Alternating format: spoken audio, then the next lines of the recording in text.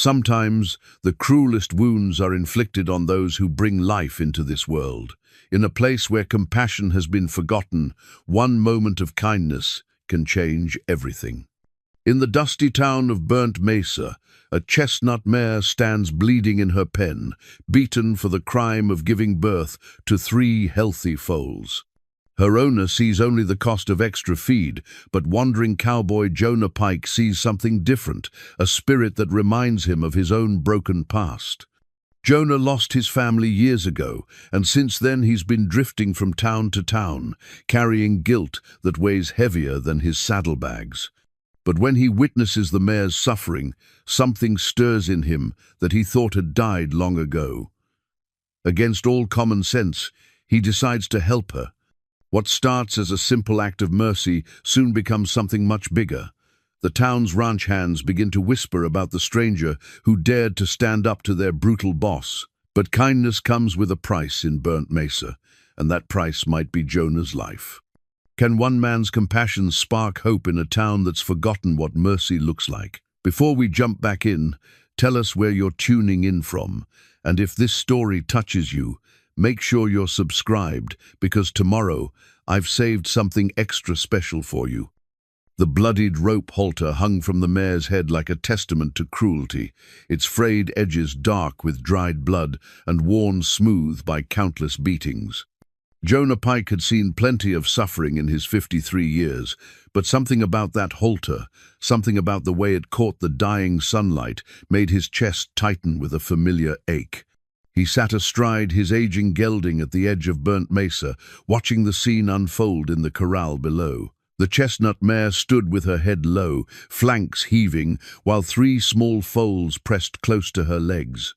Their coats gleamed golden in the late afternoon light, beautiful and perfect despite the circumstances of their birth. Or perhaps because of it. Jonah's weathered hand moved unconsciously to his left ring finger, where a simple gold band caught what remained of the day's warmth. 27 years he'd worn it, through joy and sorrow, through the best of times and the worst. Martha had slipped it onto his finger on a spring morning much like this one, her eyes bright with promises they'd both believed would last forever. That had been before the fever took her and their boy, before the world revealed its true face. The town of Burnt Mesa stretched out below him like a wound in the earth, its buildings weathered grey by wind and neglect. This was high desert country, where the sun baked the ground hard as stone, and what little rain fell ran off too fast to do much good.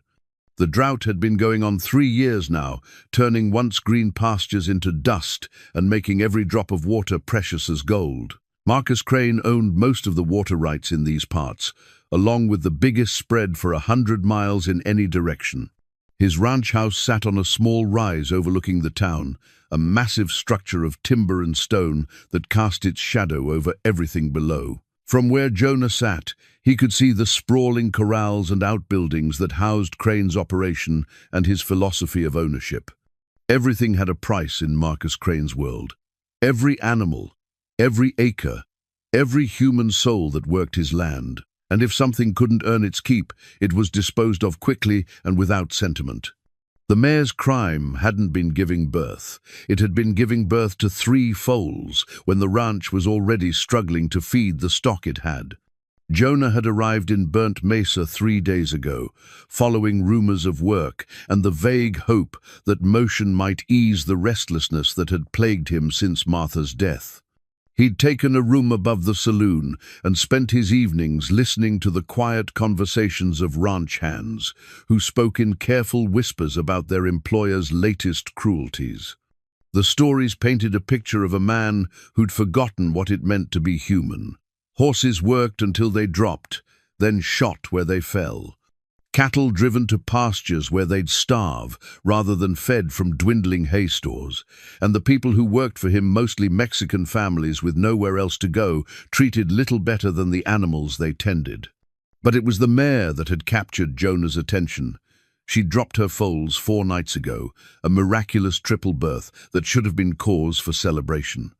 Instead, Crane had flown into a rage about feed costs and veterinary bills, ordering his foreman to beat her as an example to the other animals. as if horses could understand economics, as if cruelty ever taught anything but fear. The foreman, a thick-set man named Briggs, had done as he was told with evident satisfaction. Jonah had watched from the saloon window as the man laid into the mare with a heavy rope, striking her again and again while her foals cowered nearby. The other ranch hands had looked away, their faces carefully blank.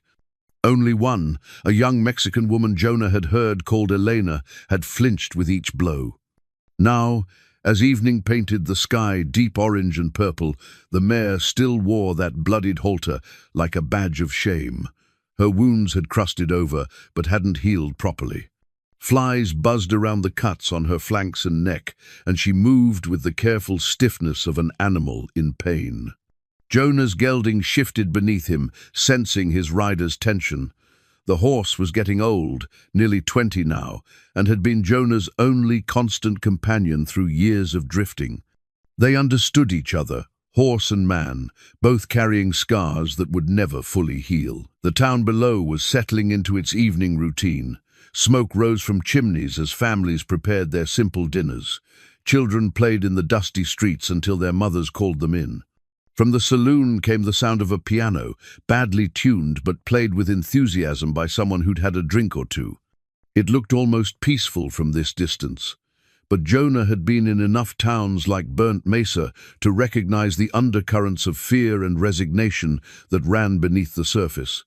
This was a place where people had learned to keep their heads down and their opinions to themselves, where kindness was a luxury few could afford. The mare lifted her head as if sensing his gaze, and for a moment their eyes met across the distance. Even from here, he could see the intelligence in her dark eyes, the spirit that hadn't been broken despite everything she'd endured. She was a fighter, this one. She'd brought 3 new lives into this harsh world and refused to give up on them, even when giving up might have meant less suffering for herself. Something stirred in Jonah's chest, a feeling he'd thought buried with his wife and son. It was the same protective instinct that had once made him the kind of man who'd step in front of trouble to shield the innocent. The same foolish nobility that had gotten him into more fights than he could count in his younger days. Martha used to tease him about it, calling him her knight in dusty armor. She'd patch up his cuts and bruises while scolding him for picking fights with men twice his size, but her eyes would shine with pride even as she fussed over him. "You can't save everyone, Jonah Pike," she'd say, "but I suppose the world's a little better because you try." He'd stopped trying after she died. What was the point of fighting for justice in a world that could take away everything good without warning? Better to keep moving, keep his head down, let other people's troubles remain their own. But the mare's eyes held him fast, and the gold band on his finger seemed to grow heavier.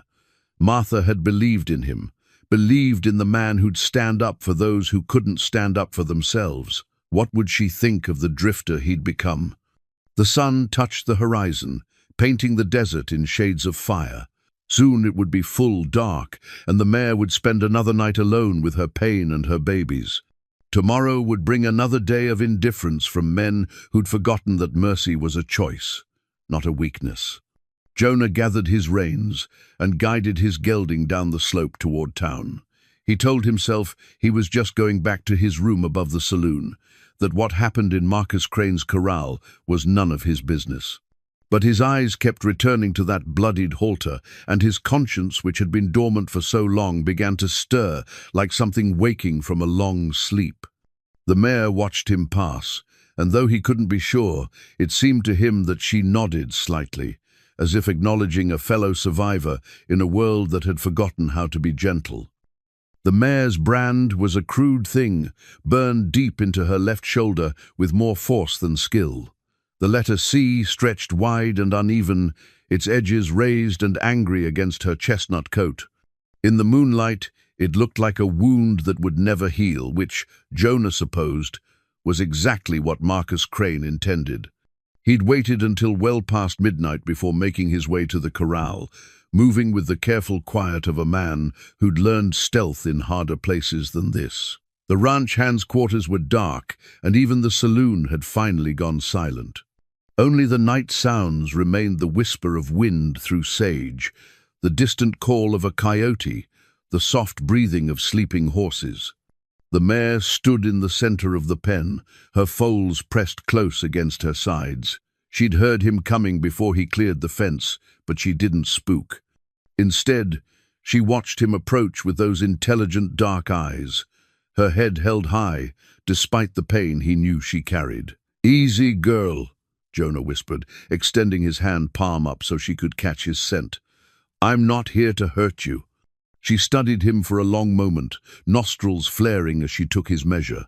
Whatever she found there must have satisfied her, because she lowered her head and allowed him to stroke her neck.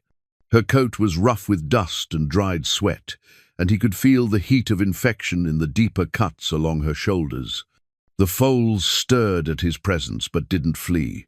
They were beautiful creatures, all legs and curiosity, with their mother's intelligent eyes and the promise of strength in their young frames.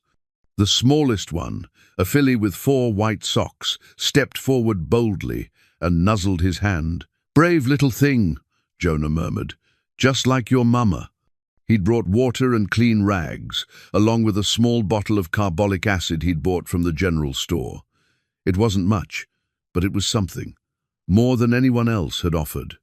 The mare stood patient as stone while he cleaned her wounds, flinching only when he had to work at the deepest cuts. Her brand was the worst infected, and hot to the touch, probably burned too deep and left to fester. It would leave a permanent scar, which was undoubtedly what Crane had wanted, a mark of ownership that would follow her to the grave. "You didn't deserve this," Jonah told her softly as he worked. "None of you did." The sound of boots on gravel froze him mid-motion.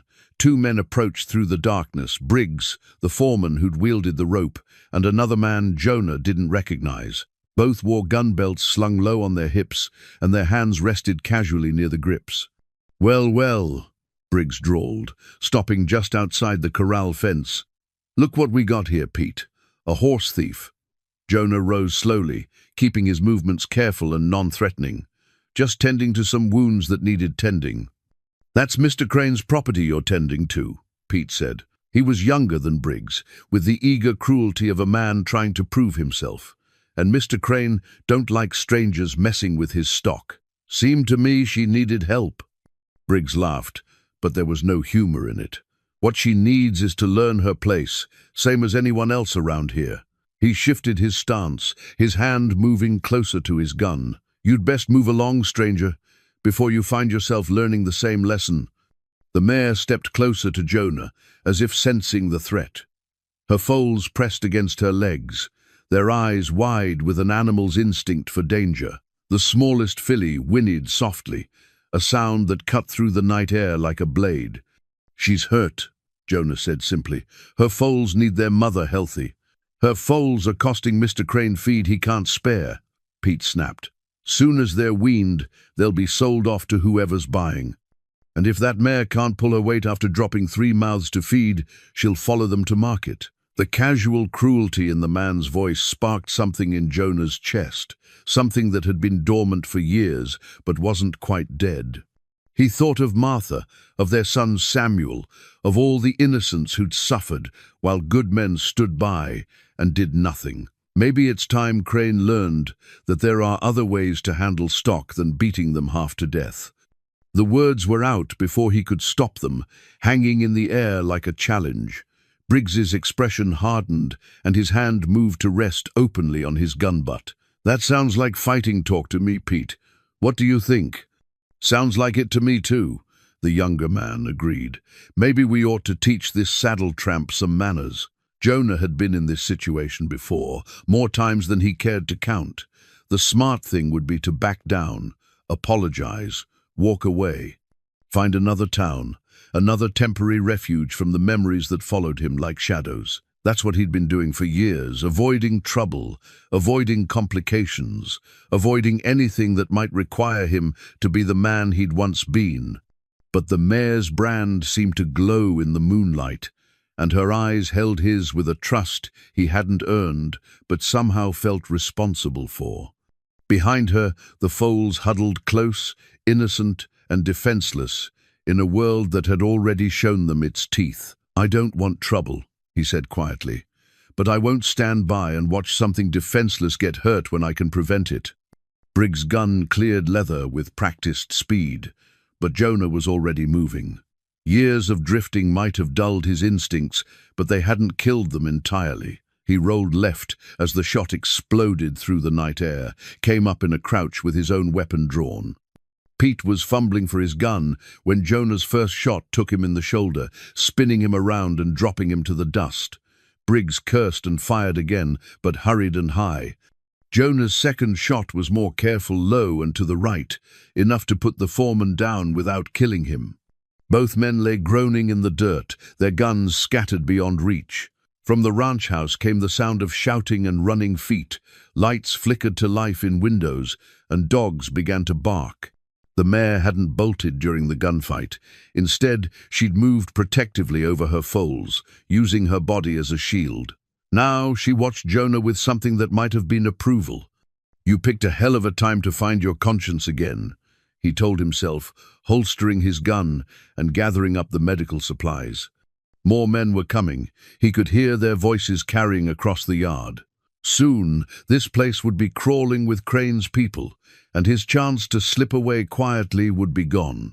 But as he looked at the mare and her foals, he realized he didn't want to slip away. Not this time. "You're coming with me," he said to the mare, reaching for her bloodied halter. "All of you."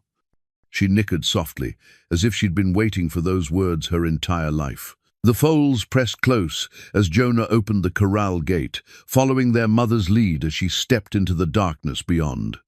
Behind them, the sound of pursuit grew closer. Ahead lay the desert, vast and unforgiving, where a man and 3 horses could disappear if they were clever and had a little luck. Jonah had been running from his past for 5 years. Tonight, he decided, he'd finally run towards something worth saving. The herbal poultice recipe was written in Martha's careful script on a piece of paper that had grown soft with age and countless foldings. Jonah had discovered it tucked between the pages of her old Bible, along with pressed flowers and other keepsakes from their years together. "For cuts and bruises," the note read in her familiar hand, "steep chamomile and yarrow in hot water, mix with honey, apply, warm." They'd found shelter in a box canyon 5 miles north of Burnt Mesa, hidden behind a screen of cottonwoods that had somehow survived the drought. A thin stream trickled down the canyon wall, barely more than seepage, but enough to keep them alive. The mare drank gratefully while her foals explored their new surroundings with the fearless curiosity of the young. Jonah had managed to gather the herbs Martha's recipe called for during their escape. Chamomile grew wild along the stream bank, and he'd found yarrow scattered among the rocks. The honey had come from his own supplies, a luxury he'd been saving for special occasions. Tending the mare's wounds seemed special enough. "This is going to sting a bit," he warned her as he applied the warm poultice to the infected brand on her shoulder. She stood patient as a saint, only her ears flicking back to acknowledge the discomfort. The infection was worse than he'd first thought, red and swollen, with an angry heat that spoke of poison spreading through her system. But Martha's remedies had never failed him before, and he had to believe they wouldn't fail him now. As he worked, he found himself talking to the mare the way he used to talk to Martha when she was sick, gentle words meant to comfort and distract. "You're going to be fine, girl. These old remedies, they work better than anything the doctors have. My Martha, she could cure anything with what grew wild in the fields." The mare's ears swiveled forward, as if she understood not just his words but the love behind them. Her foals watched from nearby, the bold little filly standing closest, while her 2 brothers hung back, still uncertain about this strange man who'd taken them from the only home they'd ever known. By afternoon, they had visitors. Elena Rodriguez appeared at the mouth of the canyon like a ghost, moving so quietly that even Jonah's trained senses almost missed her approach. She carried a burlap sack in one hand and wore the wary expression of someone venturing into dangerous territory. "Signor Pike," she called softly, "I brought supplies." Jonah rose from beside the mare, his hand instinctively checking the position of his gun. How did you find us? I followed your tracks. Elena stepped into the clearing, her dark eyes taking in the mare and foals with obvious relief. In this country, you learn to read sign early, or you don't survive long. She was younger than he'd first thought, probably no more than 25, with the kind of quiet strength that came from facing hardship and refusing to break. Her clothes were practical and well-mended, her boots worn but serviceable. Everything about her spoke of careful economy and stubborn pride. "I brought grain for the horses," she said, setting down her sack, "and some real bandages for the wounds. That poultice you're using, it's helping, but she needs more." "How do you know about the poultice?" Elena smiled, the first genuine expression he'd seen from her. "My grandmother taught me the old ways. She would have approved of your recipe, though she would have added sage for the spiritual healing." She knelt beside the mare, who accepted her presence without hesitation. Elena's hands were gentle but sure as she examined the various cuts and bruises, making soft clicking sounds with her tongue when she found something that displeased her. "Briggs did this," she said. "It wasn't a question. Under orders." "See, always under orders." Elena's voice carried a bitterness that aged her beyond her years. "It makes the cruelty easier when you can blame someone else." "No." She reached into her sack and withdrew a small cloth bundle. Inside were proper medical supplies, clean gauze, iodine, needle and thread for the worst cuts. Luxuries in a place like Burnt Mesa, where such things cost more than most people earned in a week. "Where did you get these?" "I have my ways." Elena began cleaning the mare's wounds with practiced efficiency. "There are people in town who remember when things were different. Before the drought, before Crane became what he is now. What was he like before?" Elena paused in her work, her expression growing distant. "He was not always cruel. When I was a child, he was just another rancher trying to make a living. He had a wife then, and 2 small children. The fever took them the same winter it took so many others." Jonah felt a familiar tightness in his chest. "The same fever that went through 5 years ago? See, it changed many men. Some it broke completely, others it made hard." She resumed tending the mare's wounds. "Crane, it did both." They worked together in comfortable silence, 2 people who understood the healing arts in their different ways. The mare seemed to sense their shared purpose and stood perfectly still, even when they had to clean the deepest cuts. Her foals watched from a respectful distance, occasionally venturing close enough to nuzzle their mother's legs. "They will come looking," Elena said eventually. "Crane cannot allow this challenge to stand. It would make him look weak in front of the other ranchers." "How long do we have?" "Tonight, maybe tomorrow. Briggs is hurt, but not badly enough to stop him from tracking. And Crane has other men, hard men, who do not ask questions when the pay is good." Jonah nodded. He'd expected as much.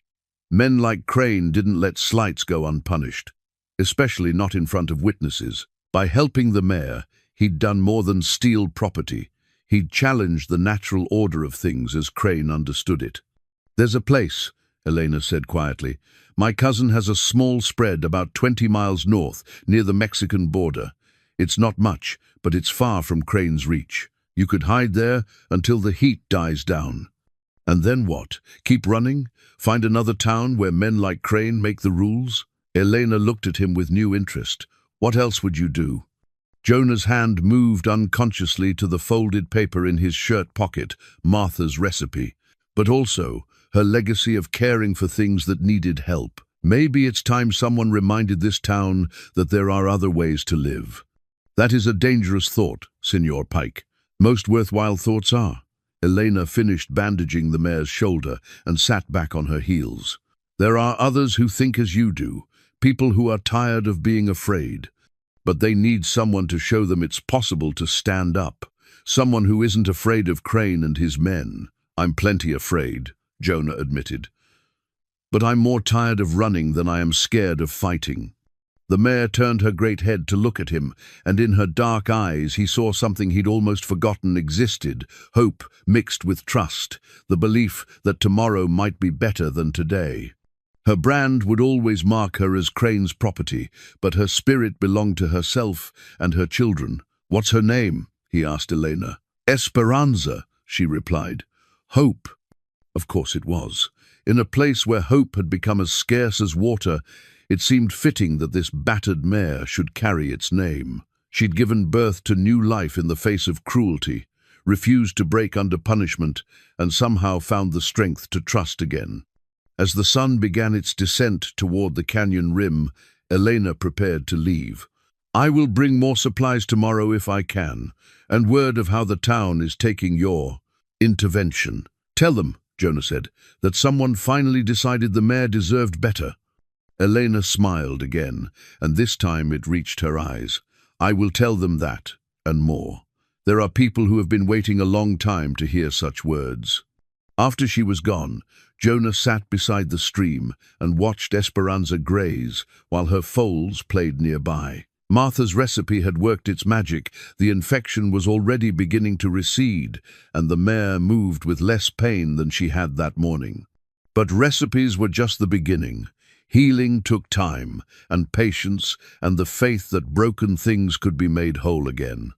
Looking at Esperanza and her children, Jonah felt something stirring in his chest that he'd thought buried with his family, the desire to build rather than simply endure, to protect rather than merely survive. The desert wind carried the scent of sage and distant rain. Somewhere beyond the canyon walls, Marcus Crane was probably planning his response to this unprecedented challenge. Tomorrow would bring new dangers, new choices to make. But tonight, for the first time in 5 years, Jonah Pike felt like he was exactly where he was supposed to be. Elena's mother's cross was a simple thing, silver, worn smooth by decades of faithful fingers, suspended from a thin chain that had darkened with age. She pressed it into Jonah's palm just before dawn, when the canyon still lay shrouded in purple shadows, and the morning star hung bright above the eastern rim. "For protection," she said quietly. "My mother wore it through the revolution, and her mother before that. It has seen much trouble and helped good people through dark times." Jonah started to protest. He wasn't a religious man, hadn't been since the fever took his family, but something in Elena's eyes stopped him. The cross was warm from her touch, surprisingly heavy for its size, and when he looked closer, he could see tiny scratches in the silver where rosary beads had worn against it during countless prayers. "I can't take this. It belongs in your family." "Family is not always about blood, Senor Pike. Sometimes it is about those who stand when others fall, who show mercy when the world has forgotten what mercy looks like." She closed his fingers around the cross. "Besides, I think you will have more need of it today than I will." She was right about that. Word had come during the night through channels. Jonah was only beginning to understand a network of ranch hands, shopkeepers and farmers who'd learned to communicate in whispers and meaningful glances. Crane was forming a search party, offering $100 for information leading to the return of his stolen property. That kind of money could feed a family for 6 months in a place like Burnt Mesa. But Elena brought other news as well. 3 more ranch hands had quietly asked if there was anything they could do to help. The blacksmith's wife had sent medical supplies. Even old Father Martinez, who'd been careful to avoid politics since his arrival from Mexico, had offered the sanctuary of his tiny church if things went badly. "Hope is a strange thing," Elena observed as she helped Jonah tend to Esperanza's wounds. "Sometimes it spreads like wildfire. Other times it smolders for years before anyone notices the smoke." The mare's condition had improved dramatically overnight. The infection in her brand was responding to Martha's remedy, and the deeper cuts were already beginning to close. More importantly, she was eating well and showing interest in her surroundings. Her foals were thriving too. The bold little filly had already figured out how to get extra attention by nuzzling Jonah's pockets, while her brothers grew braver by the hour. "She trusts you completely now," Elena noted, watching the mare follow Jonah's voice even when he moved out of her direct sight. "It is remarkable how quickly animals recognize a kind heart. Maybe she just knows I understand what it's like to carry scars." Elena's dark eyes studied his face. The fever that took your family, it was the same one that changed Crane, wasn't it? Jonah nodded. He'd told her about Martha and Samuel the night before, during the quiet hours when the canyon seemed to hold its breath and the stars wheeled overhead in their ancient patterns. It had felt good to speak their names again, to remember them as they'd lived rather than as they'd died. 5 years ago this winter, started down in the mining camps and spread north with the supply wagons. Martha tried to help. She was always doctoring folks who couldn't afford a real physician. But when Samuel took sick, he trailed off, the old pain still sharp enough to catch his breath. She blamed herself. We both did. If we'd just kept to ourselves, maybe stayed isolated until it passed. But Martha, she couldn't stand to see people suffer when she had knowledge that might help. Said her grandmother's remedies were gifts meant to be shared. Elena was quiet for a moment, her hands gentle on the mare's neck. My grandmother used to say that guilt is just love with nowhere to go. After someone dies, we keep loving them, but there's no way to show it anymore. So it turns inward and becomes guilt instead. The cross seemed to grow warmer in Jonah's shirt pocket. He wondered what Elena's mother had prayed for, while wearing it, protection, for her family probably, and the strength to endure whatever hardships came their way. Simple requests from simple people who understood that survival often depended on forces beyond their control. "Why are you helping us?" he asked. "You could lose everything if Crane finds out." Elena smiled, and for a moment she looked younger than her years instead of older.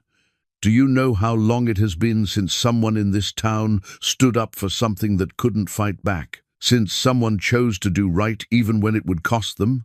She gestured toward the foals, who were playing a gentle game of chase around their mother's legs. The filly had claimed the role of leader, prancing ahead while her brothers followed with careful steps. "These little ones, they will remember kindness, and maybe someday, when they are grown, they will pass that memory on to their own children. Good things have to start somewhere, Senor Pike. Why not here? Why not now?" The sound of horses approaching sent them both to cover behind the cottonwoods.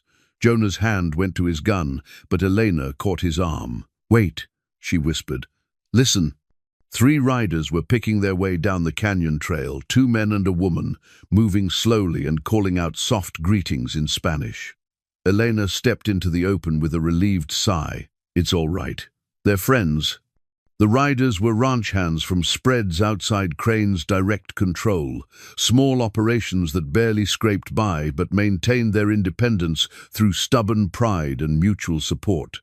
They'd brought supplies, grain for the horses, jerky and hardtack for Jonah, and news from the wider world. "Crane's got men watching all the main trails," reported Miguel Santos, a weathered man in his 50s who ran a tiny spread near the border. "But he doesn't know these back canyon roads like we do. There are ways to move without being seen, if you know where to look." His companions nodded agreement. Rosa Valdez managed her late husband's ranch with the help of her teenage sons, while Jim Crawford was a gringo like Jonah who'd married into a Mexican family and learned their ways. All 3 showed the lean, careful look of people who lived close to the edge but hadn't given up. "Words spreading beyond Burnt Mesa," Rosa added. "People are talking about the man who stole Crane's mare and shot his foreman. Some are calling you a fool, but others," she shrugged expressively, "others are wondering if maybe it's time someone stood up." "I didn't set out to be a symbol," Jonah said. "Symbols don't get to choose when they become symbols." Jim Crawford replied with a slight smile. "Sometimes the world just decides it needs one, and picks whoever happens to be standing in the right place at the right time." They spent the morning sharing information and making plans. Crane's search parties were systematic but predictable, focusing on the obvious escape routes and known hiding places. They hadn't yet thought to look in the maze of box canyons and arroyos that crisscross the desert like veins, in leaf paths known mainly to people who'd grown up hunting jackrabbits and gathering wild herbs in the harsh country. "There's an old line shack about 15 miles northwest," Miguel suggested. "Been abandoned for years, but the well still runs sweet." You could hole up there while things cool down. Or you could keep moving, Rosa countered. My brother has friends across the border. Mexico's not paradise, but at least Crane's law doesn't reach that far. Elena had been quiet during this discussion, but now she spoke up. Running solves nothing. Crane will just find another victim, and another after that. Someone has to make a stand eventually. Easy words when it's not your neck in the noose, Miguel pointed out, though not unkindly. My neck has been in that noose for years, Elena replied. All our necks have. We just pretended the rope wasn't there because it was easier than facing what it would take to cut it. The conversation was interrupted by a soft whinny from Esperanza. The mare had wandered to the canyon mouth, her head raised and ears pricked forward, her foals pressed close to her legs, sensing their mother's alertness. "Riders coming," Jim whispered, already moving toward his horse. They could hear the hoofbeats, now at least 6 horses, maybe more, moving at a steady pace up the main trail. Jonah gathered his gear while the others prepared to scatter, but Elena caught his sleeve. "The cross," she reminded him.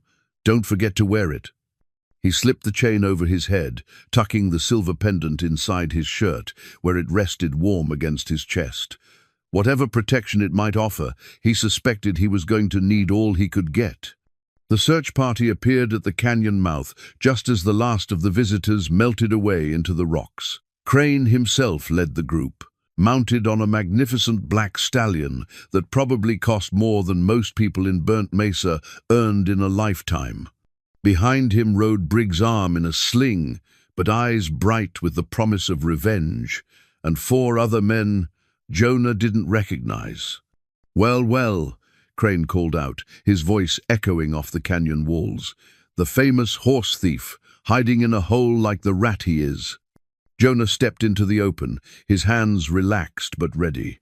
Esperanza moved to stand beside him, her foals sheltered behind her legs. Even injured and outnumbered, she showed no fear of the man who'd ordered her beaten. Marcus Crane was younger than Jonah had expected, probably not yet 40, with the kind of rugged good looks that would have made him popular with the ladies in better times. But there was something cold in his pale blue eyes, something that spoke of a man who'd lost his capacity for mercy along with everything else the fever had taken. "That mare belongs to me," Crane said, "along with her foals. You're trespassing on my land and interfering with my property." "Your land ends at the fence line," Jonah replied calmly. "This is open range. Everything in this county is my land, one way or another, and everything on it belongs to me until I decide otherwise." Crane's voice carried the certainty of a man who'd never been seriously challenged. "Now step away from my animals and we'll discuss the terms of your surrender." Esperanza snorted and tossed her head, as if expressing her opinion of Crane's ownership claims. The gesture was so perfectly timed and dismissive that even some of Crane's men had to suppress smiles. "The mayor seems to disagree with you," Jonah observed. "Animals don't get opinions. They get fed when they're useful and disposed of when they're not." Crane's hand moved casually to rest on his gun butt. "Same principle applies to people who interfere with my business." "Funny thing about that," Jonah said, feeling Elena's cross warm against his chest. "Sometimes people decide they're tired of being treated like animals. Sometimes they remember that there are things worth fighting for, even when the odds are long." For the first time, something flickered across Crane's face, not fear exactly, but a kind of recognition, as if he was seeing something in Jonah that he'd hoped was extinct in this country. "You're making a mistake, stranger. A big one.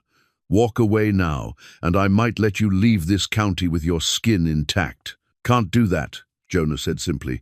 "Promised a lady I'd see her and her children to safety." Briggs started to reach for his gun, but Crane held up a hand to stop him. "One last chance. Return my property and ride out. Otherwise, we settle this the hard way."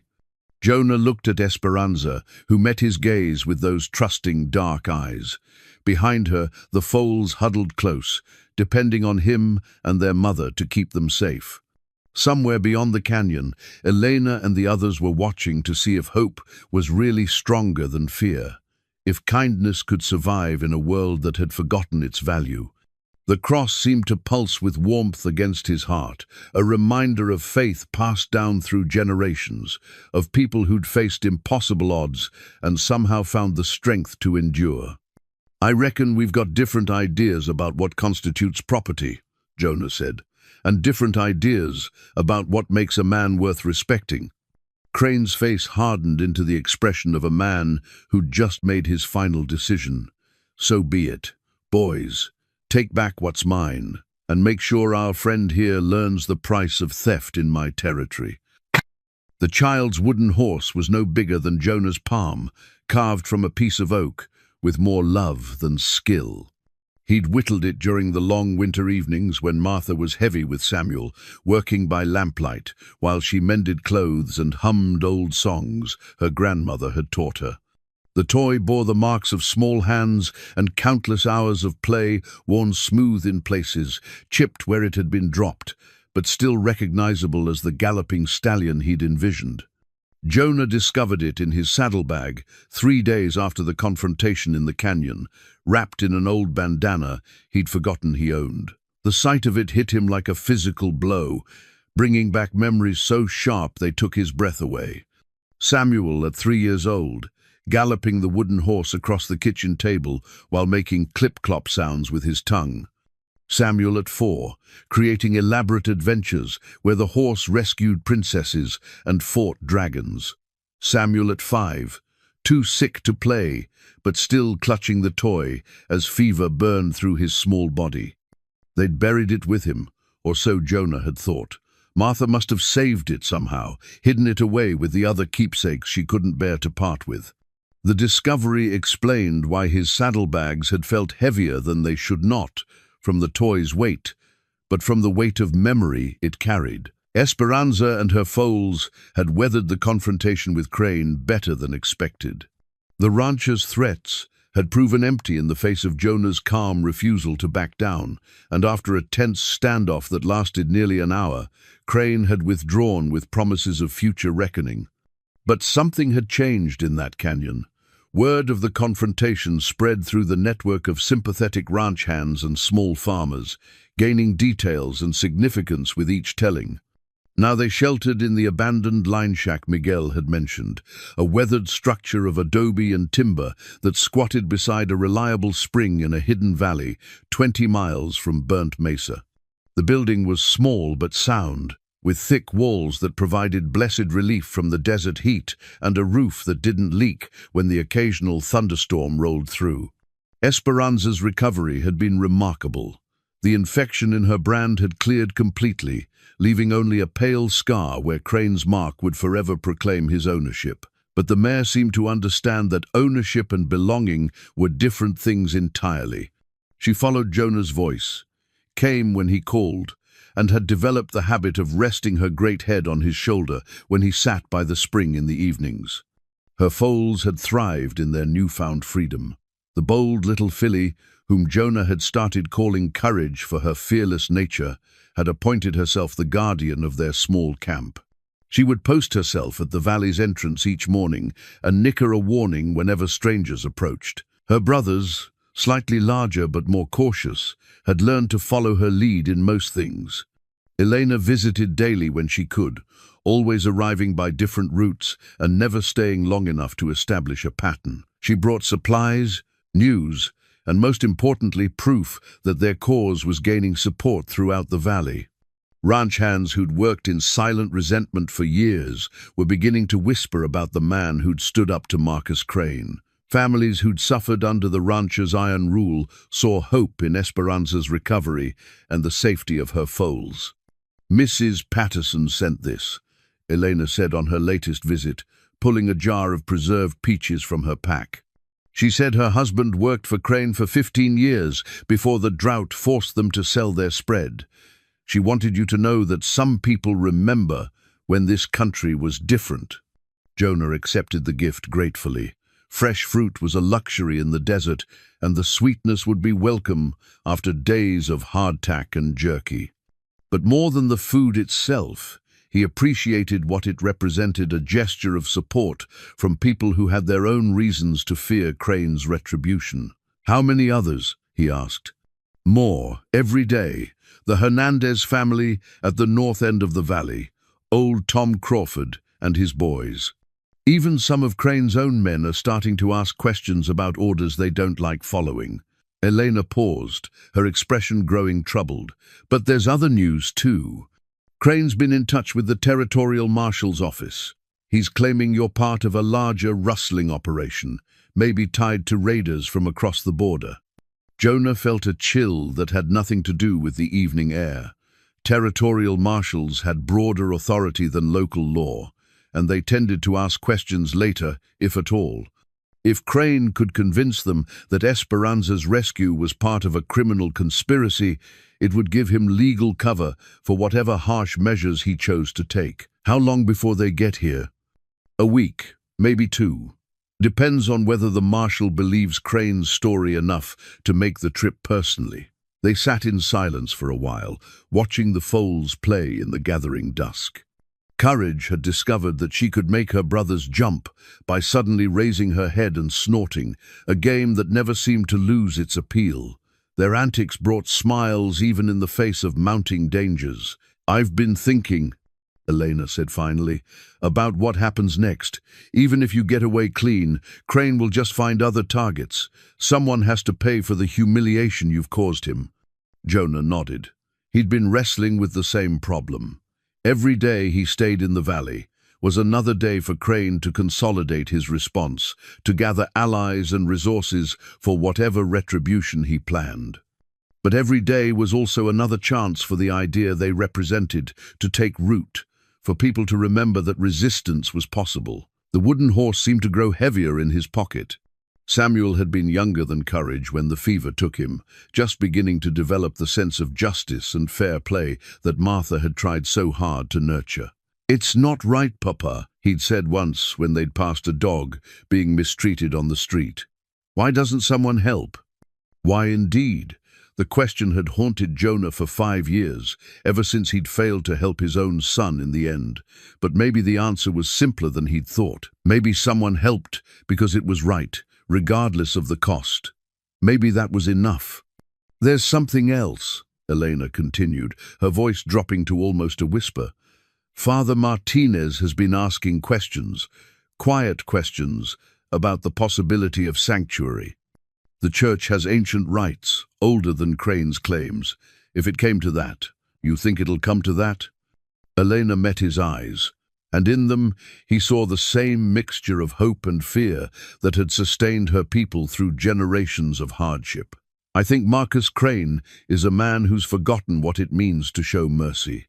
And I think you're a man who's remembering what it means to demand it." The foals had tired of their games and moved to nurse, their small bodies pressed close to their mother's warmth.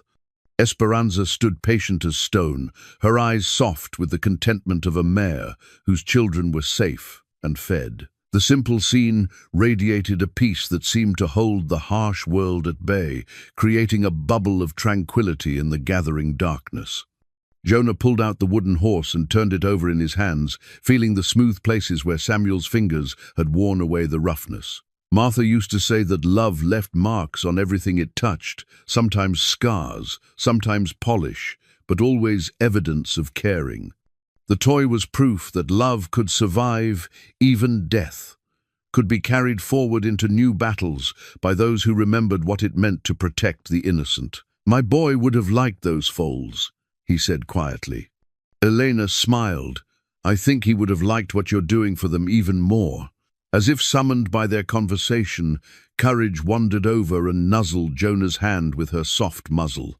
He scratched behind her ears, the way Samuel had always liked, and for a moment the years collapsed between past and present, loss and hope, the child who was gone and the new life that needed protecting. Tomorrow would bring fresh challenges and difficult choices. Crane's response was building like a storm on the horizon, and soon they'd have to decide whether to run or stand and fight. But tonight, in this hidden valley where a healing mare watched over her playing foals, Jonah Pike felt the stirring of something he'd thought buried with his family, the fierce, protective love that made ordinary people do extraordinary things when the innocent needed defending. The town's old bell had hung silent in the church tower for more than 3 years, its bronze surface green with neglect, and its iron clapper seized with rust. Father Martinez had tried to ring it when he first arrived in Burnt Mesa, hoping to call the faithful to services, but the drought had brought more pressing concerns than Sunday worship. People worked 7 days a week just to survive, and God seemed as distant as the rain clouds that no longer formed on the horizon. But Elena had been cleaning the bell in secret, oiling its mechanisms and working the rust from its moving parts. She'd learned metal work from her father, who'd maintained mining equipment in the camps before the silver played out. It was delicate work, requiring patience and the kind of faith that believed broken things could be made whole again. "If the time comes," she'd told Jonah, "when the people need to hear a call to gather, the bell will be ready to sing." That time seemed closer each day. Word of Esperanza's rescue had spread beyond the valley, carried by traders and traveling workers to distant ranches and settlements. Some of the stories bore little resemblance to reality. In one version, Jonah had single-handedly fought off 20 of Crane's men. In another, the Mare had spoken prophecies about the end of the drought. But the heart of every story remained the same. Someone had finally stood up to Marcus Crane and lived to tell about it. The response was swift and predictable. Crane's men began making visits to anyone suspected of sympathizing with the mysterious horse thief. Threats were made, supplies confiscated, and more than one family found their water rights suddenly called into question. The message was clear: support for Jonah and his cause would be met with severe consequences. But for every person intimidated into silence, 2 more seemed to find their voice. Mrs. Patterson's gift of preserved peaches had sparked a quiet rebellion of generosity. Despite the risks, supplies found their way to the line shack through a network of sympathizers who moved like shadows through the desert night. Food, medicine, ammunition, everything needed to sustain a small resistance against overwhelming odds. Miguel Santos arrived at dawn on the 7th day, his weathered face grim with news. "Cranes called in favors from as far as Santa Fe," he reported.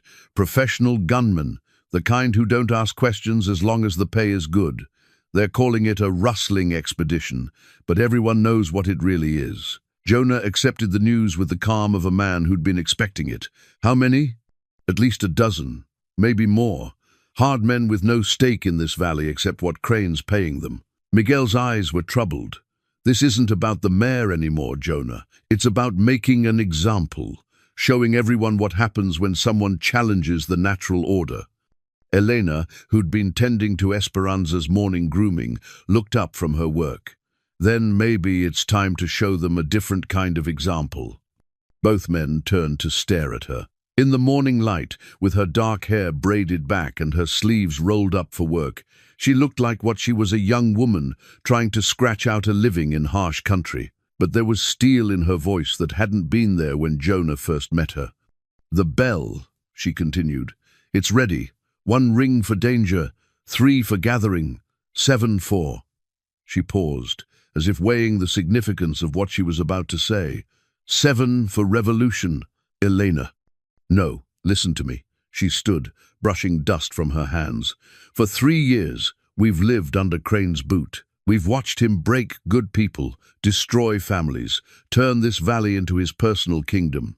And we've told ourselves there was nothing we could do because he was too powerful, had too many guns, too much money." She gestured toward Esperanza, who stood peacefully with her foals in the morning sun. "But look what one man's kindness accomplished. Look how hope spread, just from someone showing mercy to a beaten animal. What do you think would happen if the whole valley stood together?" Miguel shook his head. "You're talking about war, girl. Real war, with real bullets and real graves. These aren't shopkeepers and farmers we're facing, these are killers." "And what are we?" Elena's eyes flashed. "Sheep waiting to be slaughtered?" My grandmother didn't cross 1,000 miles of desert so her granddaughter could cower before bullies. Jonah had been silent during this exchange, his mind working through possibilities and consequences. He thought of the wooden horse in his pocket, of Samuel's simple faith that someone should help when help was needed. He thought of Martha's healing hands and her belief that kindness was its own form of resistance. How many would answer the bell? He asked quietly. Elena and Miguel exchanged glances. Hard to say, Miguel admitted. A lot of folks are scared, and rightfully so, but there are others who've been waiting for someone to make the first move. The Hernandez family would come, Elena said. And the Pattersons, despite their age, Jim Crawford and his boys. Rosa Valdez, you should see her with a rifle. She could outshoot half of Crane's men, maybe 30 or 40 people all told, if they believed they had a real chance. Against professional gunmen? Against the idea that might makes right, Elena corrected. Against the notion that good people have to bow their heads and accept whatever cruelty is handed down to them. A hawk circled overhead, riding the thermals that rose from the sun-baked rocks. Below, Courage had discovered a butterfly and was following it with the intense concentration of youth encountering wonder. Her brothers watched from nearby, ready to join the game if it proved interesting enough. Jonah found himself thinking about strategies learned in harder places than this desert valley. How to use terrain to offset superior numbers. How to turn passion into discipline, righteousness into tactics.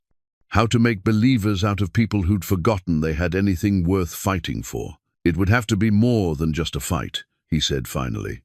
If we're asking people to risk everything, we have to offer them something better than what they have now. A vision of what this valley could become without Crane's boot on its neck.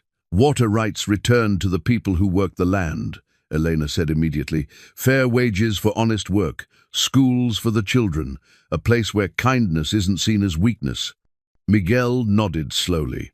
My grandfather used to tell stories about the old days, when this country was governed by handshake agreements and a man's word meant something. Before the big ranchers moved in and decided everything had a price. They spent the morning making plans, drawing maps in the dust, and discussing the logistics of what Elena had started calling the reckoning. If Crane wanted to make an example, they'd give him one, but not the kind he was expecting. By afternoon, word was spreading through the network of sympathizers. Not the whole plan, which was too dangerous to trust to multiple messengers, but the essential elements. The bell would ring soon, and those who heard it would have a choice to make. Stand with the Mare and the man who'd saved her, or accept whatever fate Crane chose to hand down. As evening approached, Elena prepared to return to town. She would need to be in position near the church when the time came, ready to climb the tower and set their plan in motion. But first, she had one more gift to offer. For luck, she said, pressing a small object into Jonah's hand. It was a piece of turquoise, polished smooth and wrapped in silver wire, the kind of jewelry made by the indigenous peoples who'd called this land home long before ranchers and miners arrived. The stone was the exact blue of a summer sky, with veins of matrix running through it like the branching of rivers. My grandmother's grandmother gave this to her when she married, Elena explained. It's supposed to protect travelers and bring them safely home. Jonah started to protest. The piece was clearly valuable, both as jewelry and as family heritage. But Elena shook her head. Home isn't always a place, she said. Sometimes it's a purpose. Sometimes it's the knowledge that you stood for something that mattered. As she rode away into the gathering dusk, Jonah held the turquoise up to catch the last rays of sunlight. Through its translucent depths, he could see the complexity of its formation, layers of mineral deposits laid down over countless years, pressure and time creating something beautiful from the basic elements of earth and sky. Like hope, he supposed, like the slow accumulation of small kindnesses that could eventually change the shape of the world. Esperanza wandered over and nuzzled his shoulder, her warm breath carrying the sweet scent of desert grass. Her brand had healed into a pale scar, but her spirit burned bright and free. Tomorrow would test that freedom, and his own. in ways that none of them could fully anticipate. But tonight, in the growing darkness of a hidden valley, a man and a mare and 3 young horses waited for the sound of a bell that would call the faithful to something greater than themselves. The faded photograph was hidden beneath a stack of legal documents in Marcus Crane's private desk, tucked away like a shameful secret or a wound too tender to examine in daylight. Elena found it while searching for evidence of the water rights manipulation she suspected had been going on for years. What she discovered instead was a window into the soul of the man who'd become their enemy. The image showed a younger Marcus Crane, maybe 25 years old, standing proudly beside a modest ranch house, with his arm around a dark-haired woman who smiled with genuine joy. 2 small children played at their feet, a boy and a girl who couldn't have been more than 3 and 5. They looked like any pioneer family, full of hope and dreams for the future they'd build together in this harsh but beautiful country. On the back, written in a woman's careful script, "Our first spring at the ranch. Sarah, Marcus, little Thomas and Mary. May 1873. God has blessed us with more happiness than we ever dared dream." Elena stared at the photograph until her hands trembled, understanding flooding through her like cold water. Sarah Crane. She remembered hearing the name whispered by the older women in town when they thought children weren't listening. Marcus Crane's wife and children, taken by the fever the same winter that had claimed so many others. The same winter that had broken Jonah Pike and turned him into a wandering ghost. But where grief had made Jonah withdraw from the world, it had transformed Crane into something much darker. The loss of his family hadn't softened him with understanding. It had convinced him that love was a weakness, mercy, a luxury that the desert couldn't afford. If his own children could be taken without reason or warning, then nothing in this world deserved protection or kindness. She was still staring at the photograph when footsteps echoed in the hallway outside Crane's study. Elena quickly replaced the papers and slipped toward the window, but it was too late. The door opened, and Marcus Crane himself stepped inside, his pale eyes taking in her presence with cold calculation. "Well," he said quietly, closing the door behind him. "The little revolutionary, caught in the act." Elena straightened, forcing herself to meet his gaze, despite the fear crawling up her spine. "Senor Crane, you were searching my desk for ammunition to use against me." He moved to the desk and opened the drawer she'd been exploring, his hand falling unerringly on the hidden photograph. "And it seems you found something unexpected." He held up the image, studying it with an expression Elena couldn't read. "My family," he said simply. "Before I learned what this country really was, before I understood that kindness is just another word for foolishness." "They were beautiful," Elena said softly. "They were everything." Crane's voice carried a weight of pain that 5 years hadn't diminished. "Sarah used to feed every stray animal that wandered onto our property. Claimed they were God's creatures, deserving of care and protection. Thomas would bring home injured birds for her to nurse back to health." He set the photograph on the desk with careful precision. The fever took them in order of age, Mary first, then Thomas, then Sarah. I watched each of them die while I stood helpless, unable to save the people who mattered most in the world. Elena felt tears prick her eyes. "I'm sorry for your loss." "Are you?" Crane's laugh was bitter as alkali dust. "Or are you sorry that it turned me into someone who understands the truth about this place? The desert doesn't care about your hopes or dreams or good intentions. It takes what it wants and leaves the rest to rot in the sun." "That's not true." "Isn't it?" Crane moved closer, his presence filling the small room like a threatening storm. "Your friend Pike learned the same lesson I did. His wife and son died the same winter mine did, from the same fever, despite all their prayers and home remedies and stubborn faith. The only difference is that he chose to run from the lesson instead of learning it." Elena's blood ran cold. Jonah had never mentioned the timing of his family's death, only that the fever had taken them 5 years ago. If Crane was right, then the two men shared more than just grief. They shared the exact same experience of loss, the exact same moment when the world revealed its true face. You see it now, don't you? Crane observed her changing expression with satisfaction. The precious saint you've been helping, the noble hero who rescued my mare, he's just a broken man who couldn't face reality. I chose to adapt to the world as it actually is. He chose to pretend it could be something better. And which choice led to happiness? Elena asked quietly. Crane's face darkened. Happiness is a luxury for people who haven't learned what loss really means. I don't expect to be happy. I expect to survive. And I expect the people under my protection to survive as well, even if they hate me for the methods I use. Protection? Elena's voice rose despite her efforts to stay calm. You call beating animals and terrorizing families protection? I call it reality. Crane returned to his desk and picked up the photograph again. Sarah used to talk like you do, all ideals and hope and faith in human goodness. She died believing that kindness would somehow save her, that her gentle nature would earn her gentle treatment from the world. He looked directly at Elena, and she saw something in his eyes that was worse than hatred, a kind of dead certainty that nothing good could last, that cruelty was simply honesty about the nature of existence. The mare your friend rescued was beaten because resources are limited and hard choices have to be made. 3 extra mouths to feed in a drought year could mean the difference between the herd surviving winter or starving. Sometimes mercy to one means death to many. And sometimes cruelty becomes a habit that destroys everything it touches. Elena shot back. Crane smiled, but there was no warmth in it. You sound like my wife.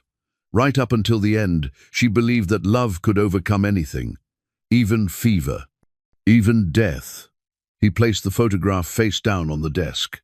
I buried that foolishness with her body. Elena realized she was backing toward the window, her body responding to a threat her mind was still processing. This wasn't just a man who'd become cruel through circumstance. This was someone who'd made cruelty into a philosophy, who'd convinced himself that his own pain justified inflicting pain on others. Your friend Pike will learn the same lesson eventually, Crane continued, moving to block her path to the door. When his noble gesture gets people killed, and it will, he'll understand that good intentions are just another form of violence. The only difference is that I'm honest about what I am. What you are, Elena said, finding her voice again, is a man who's forgotten that his wife and children would be ashamed of what he's become. The words hit Crane like a physical blow. His face went white, then red, and for a moment Elena thought he might strike her. Instead, he walked to the window and stared out at the ranch that had become his kingdom. Get out, he said quietly, and tell your hero friend that his time for playing savior is almost over. The territorial marshal arrives tomorrow, along with enough men to settle this nonsense permanently. Elena didn't need to be told twice. She slipped through the window and into the night, her heart hammering with more than just fear. The photograph had changed everything, revealing connections she'd never suspected and motivations she was only beginning to understand. As she rode toward the hidden valley where Jonah waited with Esperanza and her foals, Elena found herself wondering which was worse, a man who'd chosen cruelty out of weakness, or one who'd chosen it out of pain. Either way, the confrontation that was coming would be about more than water rights or stolen horses. It would be about whether grief made men wise or simply dangerous, whether love lost was worth the love that might still be saved. The desert night pressed close around her, full of secrets and sorrows that stretched back generations. Somewhere in the darkness, a bell waited to ring, and when it did, everyone in the valley would have to choose which version of grief they wanted to embrace. The kind that built walls, or the kind that tore them down. Jonah's service pistol lay heavy in his hands, its familiar weight both comforting and troubling in the pre-dawn darkness. He'd carried the weapon through campaigns that would never appear in any official histories, used it to protect the innocent and eliminate threats to American interests in places most people couldn't pronounce. The gun had saved his life more times than he could count, but it had also taken lives, a fact that had bothered him more with each passing year. After Martha and Samuel died, he'd sworn he was done with violence. The pistol had remained holstered and forgotten, a relic of a younger man's certainties about right and wrong. But Elena's revelations about Marcus Crane had changed everything, revealing depths of pain and corruption that simple mercy couldn't heal. Some wounds were too deep for kindness alone. "You don't have to do this," Elena said quietly. She sat beside the spring, braiding grass into rope halters for the foals, busy work to keep her hands occupied while her mind wrestled with what was coming. "There are other ways. We could still run, take the horses across the border, and leave everyone else to face Crane's revenge." Jonah shook his head. "That's not solving the problem, it's just making it someone else's burden." The territorial marshal had arrived the day before with a dozen armed men, all of them bearing the look of professionals who asked few questions as long as the pay was regular. They'd made camp outside Burnt Mesa, close enough to the town to demonstrate their presence, but far enough away to avoid uncomfortable questions about their true purpose. Word had spread quickly through the network of sympathizers. This wasn't about law enforcement, it was about elimination. Esperanza grazed nearby with her foals, the picture of peaceful motherhood in the growing light, but even she seemed to sense the tension in the air. Her ears flicked constantly towards sounds only she could hear, and she'd positioned herself between her children and the valley's entrance, a mother's instinct for protection that transcended species. Miguel Santos emerged from the rocks where he'd spent the night on watch, his weathered face grim with the night's intelligence. "They're moving earlier than expected," he reported. "Crane's leading a party toward the canyon where you first helped the Mare. Looks like they're planning to start there and work their way through every hiding place in the valley." "How many?" 8 men, maybe 10, all armed, all riding like they mean business." Miguel's expression darkened. "But that's not the worst of it. The marshals got men positioned on all the main trails out of the valley. They're not just hunting, they're planning to trap anyone who tries to run." Mare, Elena's hands stilled on the grass rope. "They mean to end this today, one way or another." Jonah nodded. It was what he'd expected. Crane wasn't the type to let challenges to his authority fester. Better to resolve the matter quickly and violently, than let the memory of consequences keep future troublemakers in line. It was a strategy Jonah had seen employed in other places, by other men who'd forgotten the difference between strength and brutality. "The bell," Elena said suddenly. "If we're going to ring it, it has to be now. Once Crane's men spread out through the valley, it'll be too late for people to gather safely." The decision hung in the air between them like smoke. Once the bell rang, there would be no taking it back. The sound would carry for miles, calling the faithful to either liberation or destruction. Everyone who answered that call would be marked as rebels in Crane's eyes, subject to whatever justice he chose to dispense. "How many will come?" Jonah asked. Miguel shrugged. "Hard to say. A lot of folks are scared, and they have good reason to be. But others—" He gestured toward the Mare and her foals. "Others have been waiting for someone to give them permission to hope again." The sound of approaching horses cut short their debate. 3 riders were making their way up the hidden trail, Rosa Valdez and her 2 teenage sons, all of them armed and carrying the determined look of people who'd made their choice. Behind them came Jim Crawford and his eldest boy, followed by the Hernandez family and several other small ranchers who'd been chafing under Crane's rule. "We heard," Rosa said simply as she dismounted, "about the marshal, about what's coming. If this is the day we make our stand, then we're here to make it." More riders appeared as the sun climbed toward the horizon, families Jonah recognized from Elena's descriptions, along with strangers who'd apparently traveled from distant parts of the territory. Some came well-armed and ready for war, others brought only determination and the hope that numbers might count for something against professional gunmen. By full sunrise, nearly 40 people had gathered in the hidden valley. Not the army Elena had dreamed of, but more than Jonah had dared hope for. They were mostly families, husbands and wives, parents and children, grandparents who remembered when the valley had been governed by different principles. People who decided that some things were worth fighting for, even when the odds were long. "Listen to me," Jonah said, addressing the group from a low rise beside the spring. "What we're about to do isn't going to be easy or safe. Crane's got professional killers backing him up, men who won't hesitate to shoot anyone who stands against them. If you've got doubts, now's the time to voice them." An older man Jonah didn't recognize stepped forward. "I'm Tom Patterson," he said. "My wife sent those peaches, and I want you to know why. Crane foreclosed on our ranch 3 years ago over a water bill we couldn't possibly owe. Claimed we'd been stealing from his irrigation ditches, even though our well was running sweet and had been for 20 years. Murmurs of agreement rippled through the crowd. Similar stories emerged. Disputed boundaries, impossible debts, family members run out of the valley for challenging Crane's decisions. A pattern of systematic oppression that had grown worse each year as the rancher's grief transformed into tyranny. "The way I see it," Patterson continued, "we've got 2 choices. We can keep bending the knee and hope things get better on their own, or we can stand up and demand the respect we've earned through honest work and decent living." "And if we lose?" asked a young woman with a baby in her arms.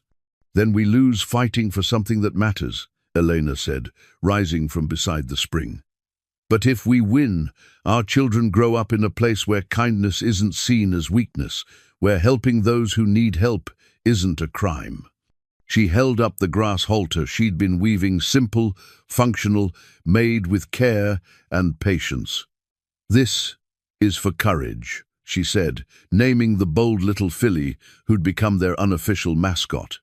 "When she's grown, I want her to remember that there were people who chose to fight rather than accept cruelty as the natural order." The sight of the tiny halter seemed to crystallize something in the group. These weren't revolutionaries or outlaws. They were neighbors and families, people who'd come together to protect what they loved. The Mare and her foals had become symbols of everything worth defending: innocence, new life, the possibility that gentleness could survive in a harsh world. "The church bell," Jonah said. 7 rings for revolution. Everyone who hears it will know what it means. We're calling this valley to account for its choices." Elena nodded. "I'll ring it. But you should know, once that sound goes out, Crane will come with everything he has. This place will become a battlefield." "Then we'd better be ready for one," Rosa said grimly. She checked the rifle across her saddle, its metal gleaming with careful maintenance. "My husband died working Crane's land for wages that wouldn't feed a family. I'll be damned if I'll let his sons grow up under the same boot." They spent the next hour making preparations. The valley's terrain offered several advantages: narrow approaches that could be defended, high ground for spotters, plenty of cover among the rocks and trees. More importantly, they were fighting for their homes, their families, their vision of what life could be if freed from Crane's shadow. As Elena prepared to ride toward town, Jonah drew her aside. "There's something you should know," he said quietly, "about Crane and me, about what we both lost." He told her about the photographs he'd seen in Crane's office during their confrontation, about the realization that 2 men's grief had taken such different forms. Where loss had made Crane cruel, it had made Jonah careful. Where it had convinced Crane that love was weakness, it had taught Jonah that love was the only thing worth protecting. "He's not wrong about the world being harsh," Jonah concluded, "but he's wrong about what that means. Sometimes the harshest places need the most gentleness, not the least." Elena smiled, and in her dark eyes he saw the same mixture of hope and determination that had sustained her people through generations of struggle. "Ring the bell," she said, "and let everyone choose what kind of world they want to live in." As she rode toward town, Jonah turned back to the valley, where 40 souls prepared to make their stand. Esperanza watched from beside the spring, her foals playing at her feet, despite the tension that filled the air. The sight of them, mother and children, Safety and innocence reminded him why some fights were worth having, regardless of the cost. In the distance, the sound of approaching riders grew closer. Crane was coming, bringing with him all the weight of money and guns and systematic cruelty. But he was also bringing the chance for redemption, the opportunity for broken people to remember what they'd once believed about justice and mercy. Jonah checked his pistol one last time, then holstered it and picked up his rifle.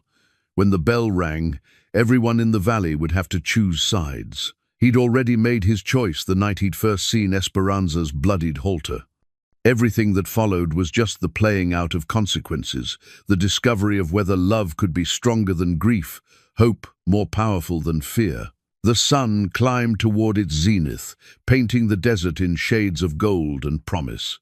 Somewhere in the distance, a church bell waited to sing its song of revolution, calling the faithful to a battle that would determine not just who controlled the valley, but what kind of people they would choose to be. The first Foals halter was barely bigger than Jonah's two hands cupped together, woven from soft grass and finished with a tiny buckle Elena had fashioned from salvaged leather. Courage wore it proudly, prancing around the valley as if she understood the significance of being the first to bear the symbol of their cause. Her brothers watched with the patient envy of siblings who knew their turn would come. The bell's 7 rings had echoed across the valley an hour ago, bronze notes that seemed to hang in the desert air long after the sound faded. Elena had done her work well, each strike clear and purposeful, spaced exactly as tradition demanded. 7 rings for revolution, calling the faithful to choose their side in the battle to come. The response had been immediate. From hidden positions throughout the valley, Jonah could see riders converging on predetermined gathering points. Not as many as they'd hoped for, but more than Crane had probably expected. Families who'd endured his tyranny in silence were finally ready to speak, and their voices carried the weight of years of suppressed anger. But Crane's response was swift as well. Through his field glasses, Jonah watched the rancher's forces deploy with military precision across the valley floor. Professional gunmen took positions that commanded the high ground, while Crane himself remained mounted in the center of the formation, his black stallion dancing with barely contained energy. "He's not planning to negotiate," Miguel observed from his position behind a cluster of boulders. "This is about ending opposition permanently." Jonah nodded. He'd seen enough campaigns to recognize the setup overwhelming force applied quickly and brutally, designed to break resistance before it could organize. Crane wasn't just fighting for control of stolen horses. He was fighting to maintain the fear that kept his empire intact. The territorial marshal sat his horse beside Crane, lending official sanction to what was about to unfold. From this distance, Jonah couldn't make out the man's expression, but his posture suggested someone going through the motions of legality while knowing the real business at hand was far darker. Esperanza stood near the spring with her foals, surprisingly calm despite the tension that filled the valley. She seemed to understand that the small humans who'd shown her kindness were preparing to defend themselves, and she'd positioned herself where she could shield her children if violence erupted. The sight of her steady presence gave Jonah strength. If a wounded mare could find the courage to trust again, then broken people could find the courage to fight for something better. "Jonah Pike," Crane's voice carried across the valley, amplified by the natural acoustics of the canyon walls. "I know you're out there, listening. This is your last chance to surrender peacefully." Jonah rose from behind his cover, making himself visible on the ridge where he'd positioned himself. 40 yards away, Rosa Valdez and her sons crouched behind defensive positions of their own, rifles ready but held low. Throughout the valley, other defenders waited for his signal. "I'm here, Crane," he called back, "but I'm not alone." "I can see that." Crane's laugh carried no humor. "A few scared farmers with old hunting rifles. Do you really think this rabble can stand against trained men? I think these people have something worth fighting for. Question is, do yours?" Crane urged his stallion forward, staying just within conversation range, but ready to retreat if necessary. "You want to know what my men are fighting for? Money. regular pay, no questions asked, and the promise of more work in the future. Simple motivations, reliable results. And what are you fighting for? For a moment, Crane was silent. When he spoke again, his voice carried a weight of pain that 5 years hadn't diminished, for the understanding that kindness kills. That mercy is just another word for weakness, that this world rewards strength and punishes everything else. Jonah thought of the photograph Elena had described, of the young rancher who'd once stood proudly beside his family. Your wife and children, what would they think of the man you've become? The question hit like a physical blow. Crane's face went white, then red, and his hand moved instinctively toward his gun. You don't get to speak of them. You don't get to use their memory to justify your foolishness. I'm not using their memory, Jonah replied calmly. I'm honoring it, just like I honor my Martha and Samuel by choosing to protect innocence instead of destroying it. Your Martha and Samuel are dead. Crane's voice cracked with sudden rage. Dead because you believed in fairy tales about goodness and mercy. Dead because you thought love could protect them from reality. No, Jonah said quietly. Dead because sometimes bad things happen to good people, and we get to choose how we respond. You chose to become the bad thing that happens to others. I chose to remember what they taught me about standing up for those who can't stand up for themselves. Below them, Courage had wandered closer to the confrontation, her small halter gleaming in the morning sun. She seemed fascinated by the raised voices, her ears pricked forward with the fearless curiosity that had made her the group's mascot. The sight of her innocent, trusting, unaware of the danger surrounding her, seemed to crystallize something in both men. That's what this is really about, isn't it? Crane said, his voice dropping to almost a whisper. Not the Mare, not the valley, not even your pathetic rebellion. It's about which one of us was right about what loss teaches. Maybe, Jonah admitted, but if that's true, then everyone here gets to see the lesson play out. They get to choose which version of grief they want to embrace, the kind that builds or the kind that destroys. The marshal cleared his throat, apparently deciding the philosophical discussion had gone on long enough. Mr. Pike, you're wanted on charges of horse theft and assault on ranch personnel. Surrender now, and you'll receive a fair trial. Fair trial in whose court? Called Rosa from her position. Crane's been judge and jury in this valley for 3 years running. Other voices joined hers, decades of resentment finally finding expression as people spoke of stolen water rights, impossible debts, family members driven away for challenging the rancher's decisions. The litany of grievances painted a picture of systematic oppression that went far beyond any single incident. Enough! Crane roared, his patience finally exhausted. You want to play at revolution? Let's see how brave you are when the shooting starts. He wheeled his stallion and spurred back toward his men, who began advancing with the methodical precision of professionals. The marshal followed, lending his authority to what was clearly about to become a massacre disguised as law enforcement. Jonah checked his rifle and settled into his firing position. Around the valley, other defenders did the same, their faces showing the mixture of fear and determination that came with choosing principle over safety. They were outnumbered and outgunned, but they were fighting for their homes, their families, their vision of what life could be. Esperanza nickered softly from beside the spring, as if offering encouragement. Her foals pressed close to her legs, sensing danger but trusting their mother to keep them safe. The faith in their dark eyes reminded Jonah why some battles had to be fought, regardless of the odds. The first shots rang out as Crane's men reached effective range, bullets whining off rocks and splintering wood. The defenders answered with careful, aimed fire. They couldn't afford to waste ammunition on wild shooting, not when every round had to count. But it was clear from the beginning that courage and conviction might not be enough. Crane's gunmen were professionals, moving with practiced skill and covering each other's advances. One by one, defensive positions began to fall silent as the attackers found their range and began to tell. Jonah sighted carefully and squeezed the trigger, watching one of the advancing gunmen stumble and fall. but for every one that dropped, two more seemed to take his place. The mathematics of the fight were simple and brutal. Without reinforcements or resupply, the defenders would eventually be overwhelmed. That's when the second miracle occurred.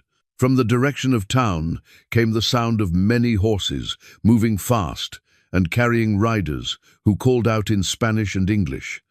Elena rode at their head, leading what looked like half the population of burnt Mesa toward the battlefield. Father Martinez rode beside her, his clerical robe streaming in the wind and an ancient pistol tucked into his belt.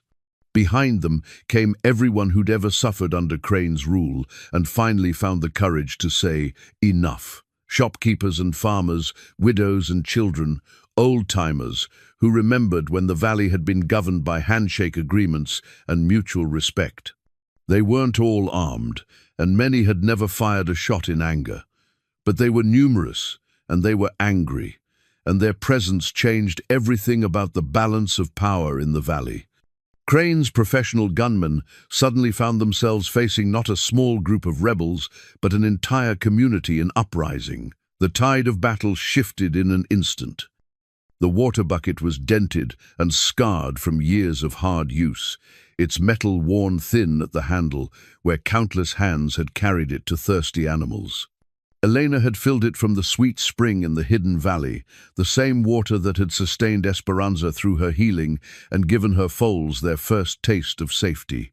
Now, as the final confrontation played out in the valley below, it seemed fitting that this simple vessel should witness the end of one story and the beginning of another. Crane's professional gunmen had broken under the assault of superior numbers and righteous anger. 3 lay dead in the dust, while the rest had thrown down their weapons and raised their hands in surrender. The territorial marshal, finding his authority suddenly questioned by an entire community, had withdrawn to reassess the situation, which everyone understood to mean he was looking for a way to distance himself from what was clearly becoming a losing proposition.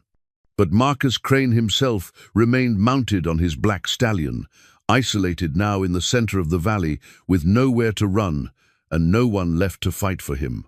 His empire of fear and systematic cruelty had crumbled in the space of an hour, brought down not by superior firepower, but by the simple decision of good people to stop accepting the unacceptable. Jonah approached on foot, his rifle slung across his shoulder in a gesture of truce.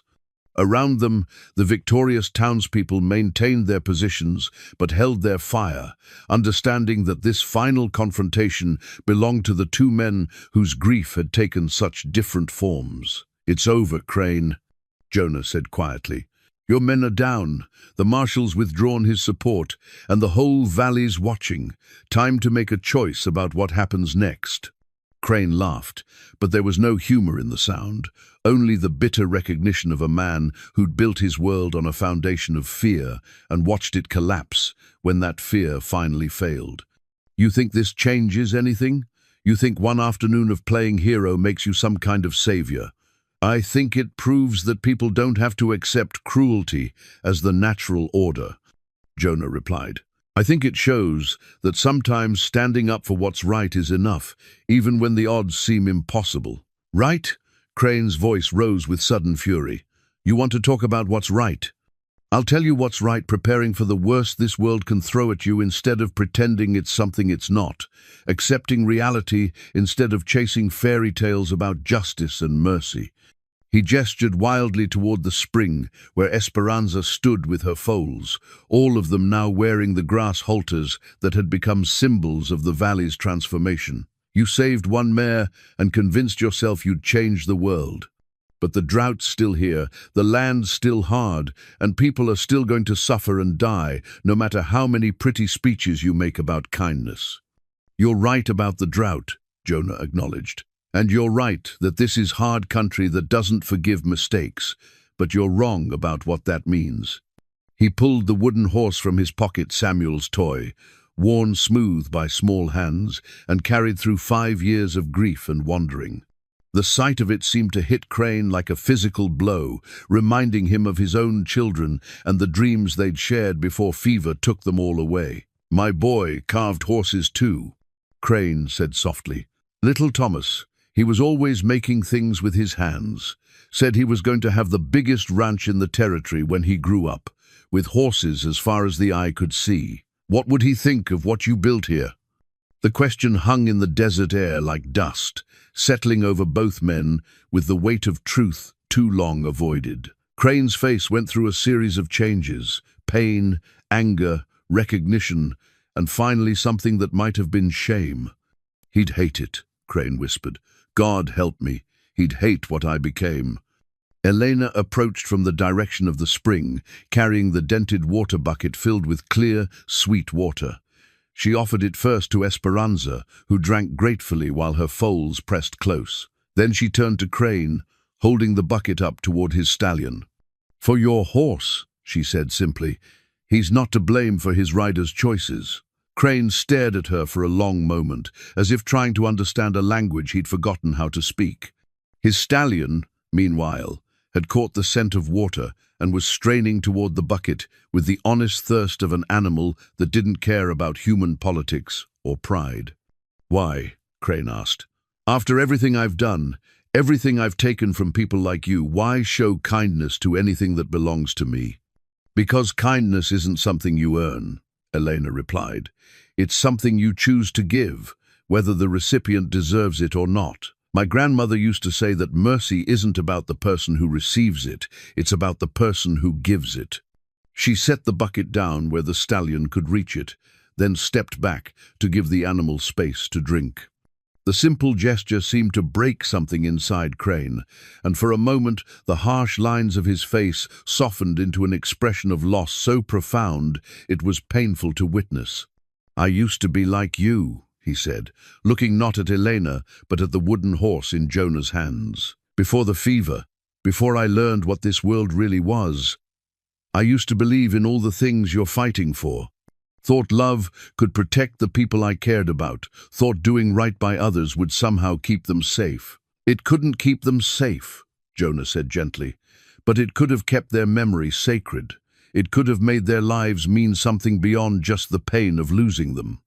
Around them, the townspeople waited in respectful silence, understanding that they were witnessing something more significant than the end of a battle. This was about redemption and the possibility of second chances, about whether a man who'd chosen cruelty could remember what it felt like to choose mercy instead. Crane dismounted slowly, his movements those of a man who felt every one of his years. He approached Esperanza with careful steps, and the mare, who had every reason to fear and hate him, stood perfectly still as he reached out to touch the scar where his brand had burned her hide. "I'm sorry," he whispered, and everyone watching knew he wasn't talking only to the horse. "I'm sorry for all of it. For forgetting what Sarah tried to teach me about gentleness. For turning my grief into a weapon against people who didn't deserve it. For building an empire on fear instead of the kind of love my children would have been proud of." He looked up at Jonah, and in his pale blue eyes was the same expression Esperanza had worn. That first night, pain and hope mixed together, the recognition that healing was possible, even for the deepest wounds. "I don't know how to be different," he admitted. "I've been angry for so long, I've forgotten what it feels like to be anything else." "You learn one day at a time," Jonah replied. "One choice at a time, starting with what happens next." Crane nodded slowly, then reached into his shirt pocket and pulled out the faded photograph Elena had found in his desk. The image of his younger self with Sarah and the children looked impossibly distant now, like a glimpse into someone else's life. "This valley," he said, his voice growing stronger with each word. "The water rights, the land disputes, all of it I want to make it right, not because I expect forgiveness, but because it's what they would have wanted." He handed the photograph to Elena, who accepted it with the reverence due to sacred things. "Keep this," he said, "to remind everyone that good people can lose their way, but they can find it again if they're willing to try." The water bucket sat empty now, its simple service complete. Like the mare's healing and the foal's growth, like the grass halters and the wooden toy, it had played its part in a story larger than any single object could contain. It had offered sustenance to creatures that needed it, bridging the gap between enemies with the most basic of gestures. As the sun began its descent toward the western rim of the valley, the long day's work of transformation drew toward its close. But everyone present understood that this was not an ending but a beginning, the first chapter in a new story about what was possible when people chose hope over fear, mercy over vengeance, building up over tearing down. The desert wind carried the scent of distant rain, and for the first time in 3 years, the clouds gathering on the horizon looked like more than empty promises. The foal's first steps were tentative things, each hoof placed with the careful precision of new life, learning to navigate an uncertain world. But there was joy in the movement too, the pure delight of a young creature discovering that these long, awkward legs could actually carry her wherever she wanted to go. Courage had been the first to master the art of running, but this newest addition to their small herd, born just 3 weeks after the confrontation in the valley, was already showing signs of her mother's bold spirit. 6 months had passed, since the day the bell rang 7 times for revolution. The desert had kept its promise of rain, bringing a wet winter that filled the wells and turned the brown hills green with new grass. But more than the weather had changed in the valley around Burnt Mesa, the transformation ran deeper than seasonal shifts, touching the very foundations of how people lived and worked together. Marcus Crane had kept his word about making things right. The water rights had been redistributed fairly, with small ranchers and farmers finally able to irrigate their crops without fear of arbitrary cut-offs. The debts that had driven families from their land were forgiven, and several homesteads that had stood empty were once again showing signs of life. It hadn't happened without struggle. Lawyers and territorial officials had fought the changes, but the united voice of the valley's people had proven stronger than legal maneuvering. Crane himself had changed more than anyone.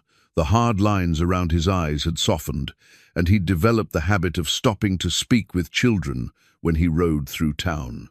His ranch still operated, but under different principles now: fair wages for honest work, decent treatment for both animals and people, and a recognition that prosperity built on fear was no prosperity at all. "He comes by every few days," Elena told Jonah as they watched the newest foal explore her surroundings. "To check on Esperanza and her family. Never stays long, but he always brings something: grain, or medicine, or news from other parts of the territory." Jonah nodded. Redemption was a slow process, built one small gesture at a time. He understood better than most how long it could take to forgive yourself for the person you'd been, how many acts of kindness were needed to balance the scales of past cruelty. The hidden valley had become something of a pilgrimage site for people throughout the territory. Families would come to see the place where a wounded mare had found healing, where ordinary people had stood up to a tyrant and discovered their own power. Esperanza seemed to understand her significance, accepting the attention with the dignity of a creature who'd learned that being gentle didn't mean being weak. Her foals had become the valley's ambassadors of hope. Courage, now a sleek yearling, had developed the habit of greeting visitors with friendly nickers and gentle nudges. Her brothers, more reserved but equally trusting, represented the possibility that the next generation might grow up in a world where kindness was the norm rather than the exception. "Father Martinez wants to perform a blessing ceremony," Elena continued, "for the anniversary of the uprising. He thinks the valley needs to remember what happened here, to pass the story down to children who weren't born when courage was something you had to find instead of something you could take for granted." Jonah smiled at that.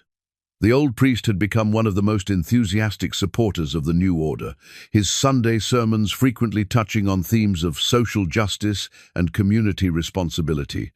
The church bell that had called the valley to revolution now rang every evening at sunset, a daily reminder that ordinary people could do extraordinary things when they worked together. "What would you tell them?"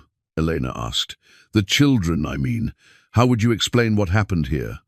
Jonah considered the question while watching the newest foal attempt to nurse, her awkward movements gradually becoming more coordinated as instinct took over.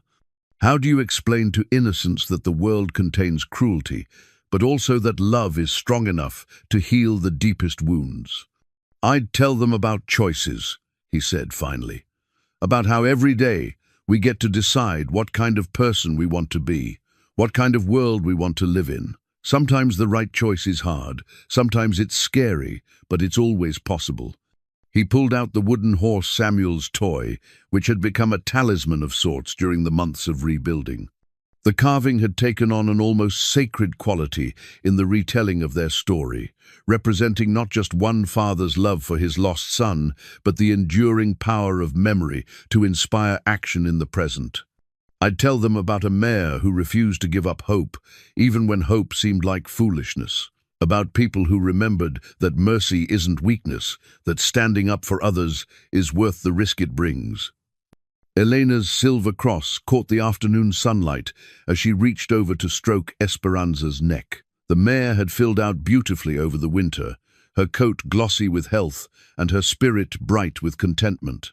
The scar from Crane's brand remained visible, but it had become just another part of her story, proof that even the deepest wounds could heal when tended with patience and care. "And what about you?" Elena asked. "What happens to the drifter who decided to stop drifting?" Jonah smiled, feeling Martha's wedding ring warm against his finger. He still wore it, would always wear it, but the weight of it had changed somehow.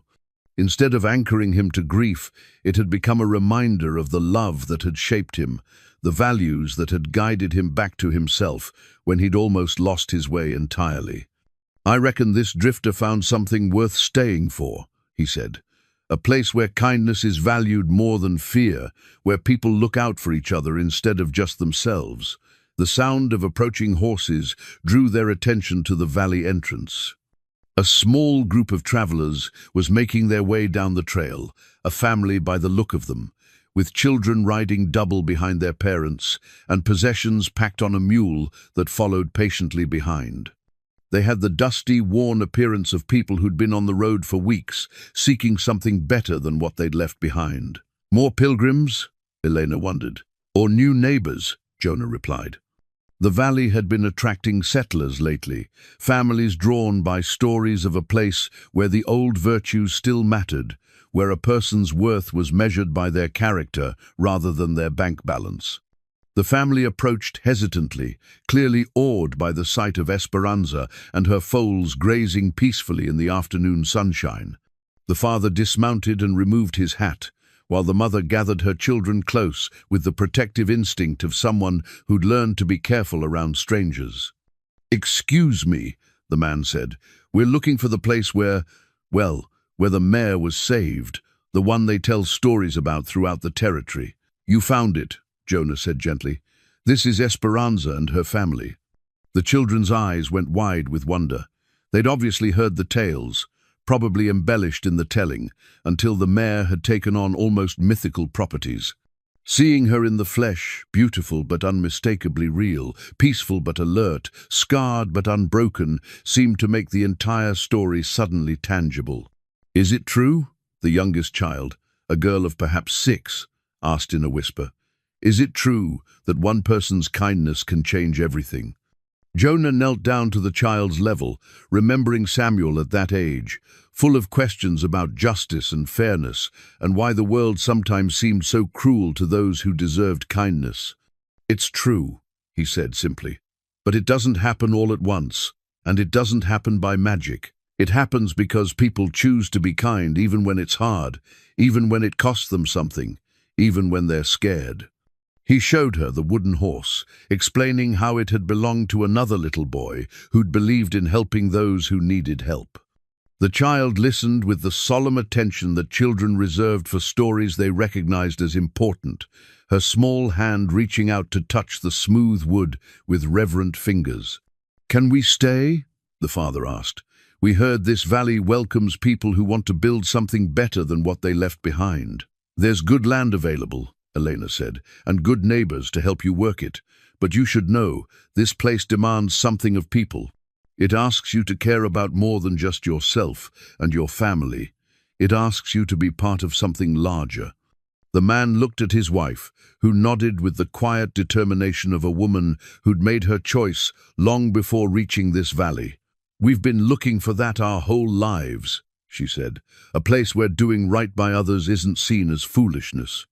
As the sun began its descent toward the western hills, casting long shadows across the valley floor, Jonah felt a deep sense of completion settling over him like a blanket. Not the completion of ending, but of beginning, the recognition that broken things could be made whole, that lost people could find their way home, that love was indeed stronger than grief when given the chance to grow. Esperanza's newest foal took her first confident steps across the meadow, no longer tentative but bold, with the assurance that these legs would carry her anywhere she needed to go. Behind her, Courage and her brothers grazed peacefully while their mother kept watch, the eternal cycle of protection and growth continuing under the vast desert sky.